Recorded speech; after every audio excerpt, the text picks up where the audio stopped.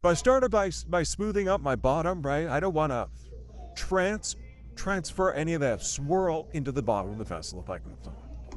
1, 2, 3, 1/5 out.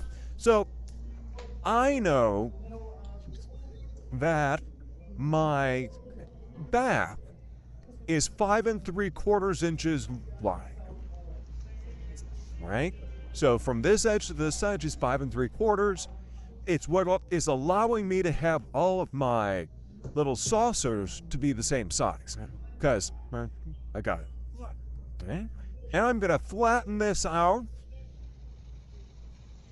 As I am flattening this out, my left hand, which is my non-dominant hand, is going to angle out just a little bit so that as I'm pulling that across, I don't get an air bubble to the edge, right?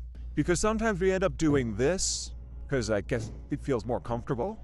And then when you try to flatten it out, you get a little pocket of hair under them. That's sad.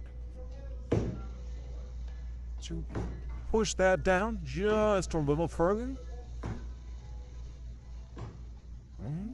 So now I've taken that all the way to the edge. That was pretty easy. And now I want to start in the middle. I'm going to pull this out. As I'm pulling this out, remember that we want to lift slowly up. So you want to lift up towards your chest, because if we start pulling down, by the time you get out here, you're going to have no clay left, and you're going to have a ring and a hockey puck. I'm going to push down. And remember, we're going to trim a lot of this off the bottom. So I want to leave that pretty thick. So it's definitely as thick as my finger. And as I lift up, right, it's a real gradual lift. And see how it's making that little speed bump travel to the edge? Right? So you can see that it's fairly curved. If you wanted to go back with a bold rib, you could do that, just to make it a little bit more concave. And I go back and forth a couple of times until visually it looks nice, right? And because it's wet, you can see the shine. Okay. So I'm going to take that all the way over. Right? And you can see that rim isn't very wide right now. Yeah. So I'm going to come back, and I'm going to come underneath these. And I'm just using the side of my finger if you want to wrap it with a sponge.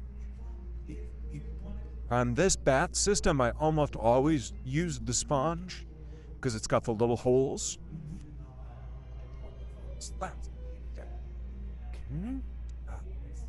Compact that rim. And past practice on these has told me that from the back to the top should be approximately 1.5 inches. So right now it's 1 inch, so I'll raise it up another 1/2 inch. Trying to keep it as close to that edge as possible.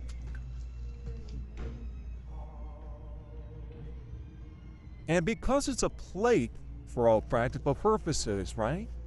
Going back and compacting isn't going to make anyone sad. I want to get the inside of this wall a little bit square, but I don't want to push down, so I have to really concentrate to bring that clay over. Making sure I don't have a marble trough. Now I'm 1.25 inches. So I can grab this little edge. Slowly going to bring that up. Compact it, but it's definitely important that you. And if everything worked right, the plastic is pressed. Nice. What's going to happen? It's like David Copperfield. So, oh, see? I don't have a twin in the other room. All right. Any questions on that right now?